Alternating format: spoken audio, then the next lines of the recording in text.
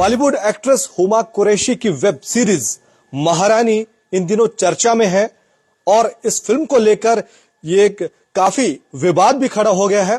ये फिल्म तो दरअसल बनाई गई है बिहार की सियासत पर।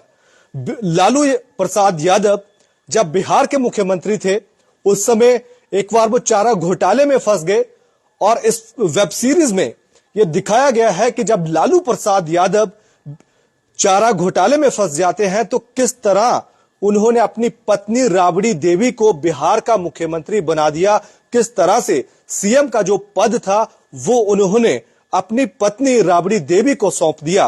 तो ये पूरी जो बिहार की सियासत है ये इस वेब सीरीज में दिखाई गई है।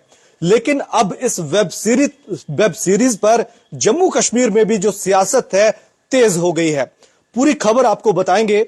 दरअसल जम्मू कश्मीर के पूर्व मुख्यमंत्री उमर अब्दुल्ला जो नेशनल कॉन्फ्रेंस के बड़े नेता हैं, उन्होंने आज एक ट्वीट किया।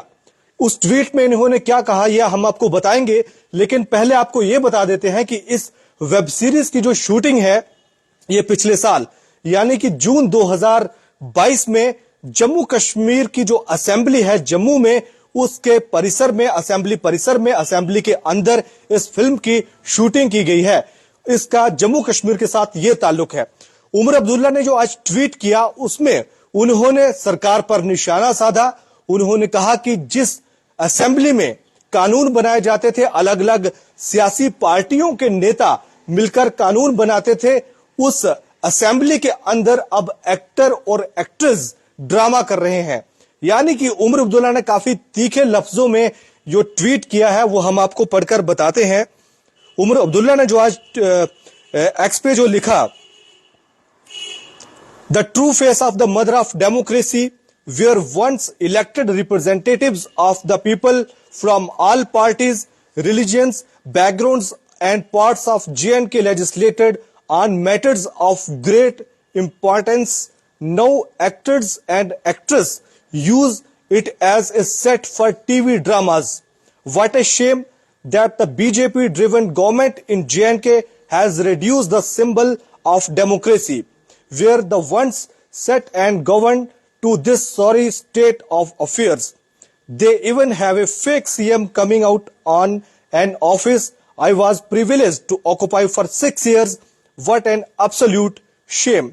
यानी कि काफी तीखे लफ्जों में उमर अब्दुल्ला ने भारतीय जनता पार्टी पर भी निशाना साधा है। हम इसका आपको जो ट्रांसलेशन है वो हम आपको करके बता देते हैं। उमर अब्दुल्ला ने जो ट्वीट किया उसमें उन्होंने लिखा कि लोकतंत्र की जननी का असली चेहरा, जहां एक समय सभी सियासी पार्टियों के, अलग अलग धर्मों के लोग और जम्मू कश्मीर से चुने गए लोग किसी मसले पर कानून बनाते हैं, तो वहीं अब एक्टर और एक्ट्रेस विधानसभा में ड्रामा कर रहे हैं, ड्रामा के सेट के लिए इसका इस्तेमाल कर रहे हैं। उन्होंने कहा कि यह शर्म की बात है कि जम्मू कश्मीर में भारतीय जनता पार्टी की संचालित सरकार ने लोकतंत्र के प्रतीक, जहां कभी नेता बैठते थे, कानून बनाते थे, लेकिन अब वहां ड्रामा शूटिंग हो रही है। यानी कि काफी तीखे लफ्जों में उमर अब्दुल्ला ने इसकी निंदा की है, क्योंकि जो इजाजत दी गई थी जम्मू कश्मीर प्रशासन की तरफ से, और उमर अब्दुल्ला के जो बोल है वो काफी हद तक सही भी है, क्योंकि असेंबली के अंदर ये जम्मू कश्मीर की सर्वोच्च संस्था है, सबसे बड़ी संस्था है, और यहां पर जनता के जो नुमाइंदे आकर बैठते हैं, जनता जिन्हें नुमाइंदे चुनती है लोकतंत्र के जरिए, जनता जिन्हें इस मंदिर में भेजती है, जो कि एक बहुत बड़ा एक इदारा होता है, और जम्मू कश्मीर का सबसे बड़ा जो इदारा है, जो असेंबली है, वहां पर जो फिल्म की जो शूटिंग की इजाजत दे दी जाती है, तो ये अपने आप में कई तरीके के जो सवाल है ये खड़े करती है। क्योंकि जैसा कि हम कह रहे हैं कि ये सबसे बड़ी जो संस्था है, क्योंकि पिछले कई सालों से उसी असेंबली में, जम्मू कश्मीर की असेंबली में, जम्मू कश्मीर के लोगों की आवाज उठाई जाती है, जम्मू कश्मीर के हक की आवाज होती है, आम लोगों की बात होती है, मजदूरों की, किसानों की, जम्मू कश्मीर के आम जो शहरी हैं उनकी आवाज जहां पर उठाई जाती है, कानून बनाए जाते हैं, जनता की हित की बात होती है, लेकिन वहां पर वेब सीरीज की इजाजत दे दी जाती है, और अब उसको लेकर, उस फैसले को लेकर सवाल खड़े किए जा रहे हैं। तो उमर अब्दुल्ला ने ये ट्वीट किया है आज क्योंकि सियासत जो हो रही है इसे सियासत के साथ भी जोड़कर देखा जा रहा है, क्योंकि एक तो इलेक्शन जो है वो बेहद ही नजदीक है।